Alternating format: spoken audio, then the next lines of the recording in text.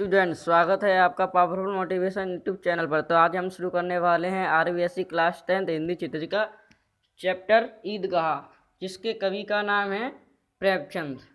कवि का नाम है प्रेमचंद। तो चलिए शुरू करते हैं आज का चैप्टर। तो सबसे पहले हम देखते हैं लेखक परिचय। तो प्रश्न पहला बनता है कि प्रेमचंद का जीवन परिचय देते हुए उनकी साहित्य सेवा पर संक्षेप में प्रकाश डालिए। तो इसका उत्तर देख लेते हैं। उत्तर जीवन परिचय। उत्तर में क्या है? जीवन परिचय। तो जीवन परिचय में देख लेते हैं। मुंशी प्रेमचंद का मूल नाम धनपत राय था। क्या नाम था उनका? मूल नाम धनपत राय।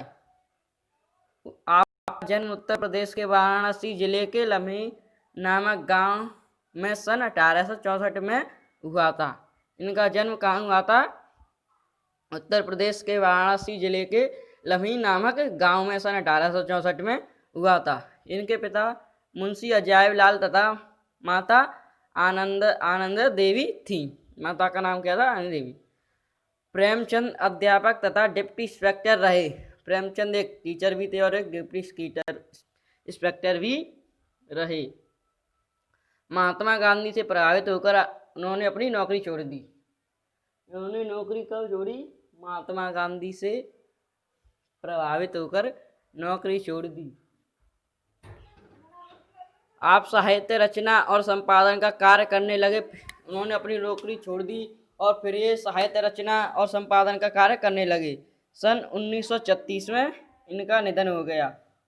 इनका निधन कब हुआ? सन 1956 में 1936 में इनका निधन हो गया। और इन्होंने उर्दू भाषा में भी कार्य लेखन का कार्य किया। साहित्यिक परिचय देखेंगे। अब इनका साहित्यिक परिचय देख लेते हैं। आरंभ में प्रेमचंद उर्दू में नवाब राय के नाम से लिखते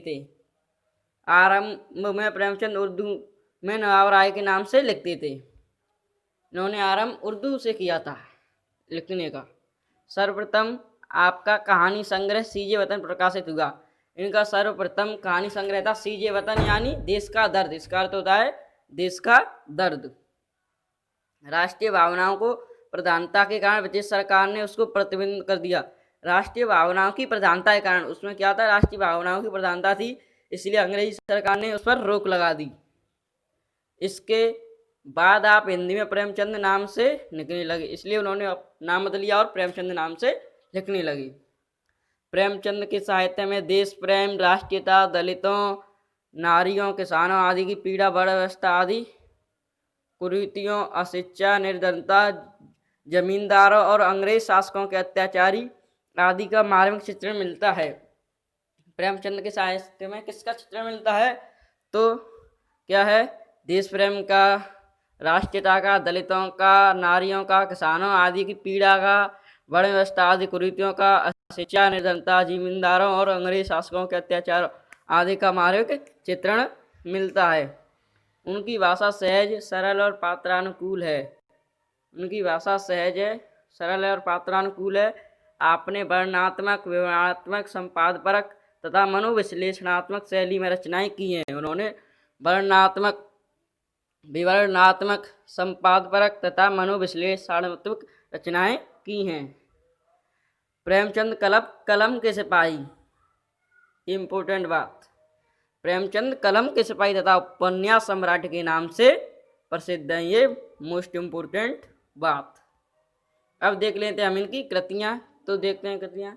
कहानी संग्रह में मानसरोवर, 8 बाघ, उपन्यास निर्मला, सेवा सदन, प्रेमाश्रम, रंगभूमि, कर्मभूमि, गबन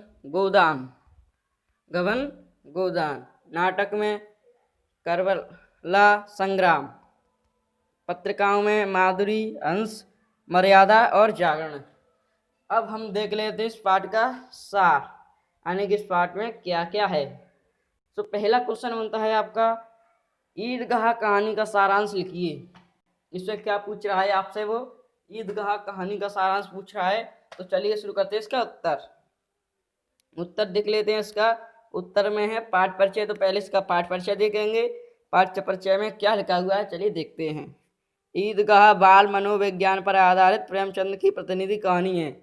ईदगाह क्या है? बाल मनोविज्ञान पर आधारित प्रेमचंद की प्रतिनिधि कहानी है। इसमें ईद के त्योहार को आधार बनाकर, इसमें किसको आधार बनाया है? ईद के त्योहार, जो रमजान बीत जाने के बाद ईद का त्योहार आता है उसको आधार बनाया है। इसमें ईद के त्योहार को आधार बनाकर अभावग्रस्त मुस्लिम ग्रामीण परिवार का चित्रण किया है। अभावग्रस्त बालक बचपन में ही बड़ों के समान समझदार हो जाते हैं, यानी कि वो बचपन में ही बड़ों के, जो बड़े समझदार होते वैसे ही समझदार हो जाते हैं। कहानी के नायक हामिद का चरित्र चित्रण इसका उदाहरण है। कहानी का नायक कौन है? हामिद, उसका चित्रण किया गया है। हामिद के चिमटे रुस्तम ए हिंद के माध्यम से कहानीकार ने श्रम को महत्ता तथा सौंदर्य का भी उद्घाटन किया है। अब ईद का त्योहार, यह ईदगाह कहानी का सारांश चल रहा है, तो इसमें आता है ईद का त्योहार। तो चलिए देख लेते हैं। रमजान के 30 रोजे बीतने के बाद ईद का दिन आया है, यानी कि ईद कब आता है? रमजान के 30 रोजे बीतने के बाद ईद का दिन आता है।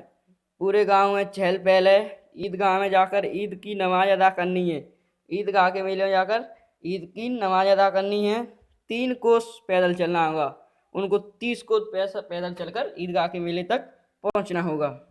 लौटते लौटते दोपहर हो जाएगी। बच्चों को ईद की ज़्यादा खुशी है, वह जल्द ही ईदगाह जाना चाहते हैं। वे अपने पास के पैसों को बार बार गिनकर जेब में रख लेते हैं। उनके पास इतने ही पैसे बार बार गिनकर जेब में रख लेते हैं, उनको मेले जाने की खुशी है।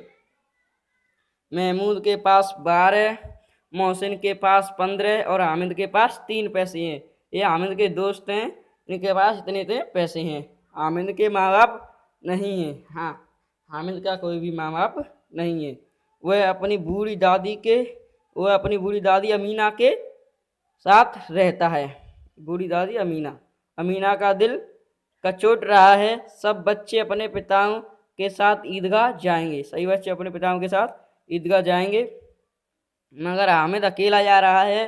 अगर सेवैयाँ पकाने की चिंता ना होती तो अमीना भी उसके साथ जाती, यानी कि उसके दादी अमीना को भी सेवैयाँ पकाने की चिंता थी, इसलिए उसके साथ नहीं गई होगी। हामिद अपनी दादी को विश्वास दिलाता है, तुम डरना नहीं अम्मा, मैं सबसे पहले आऊँगा। यानी कि हामिद अपनी दादी को विश्वास दिलाता है कि अम्मा तुम डरना नहीं, मैं सबसे पहले सुरक्षित घर आ जाऊँगा।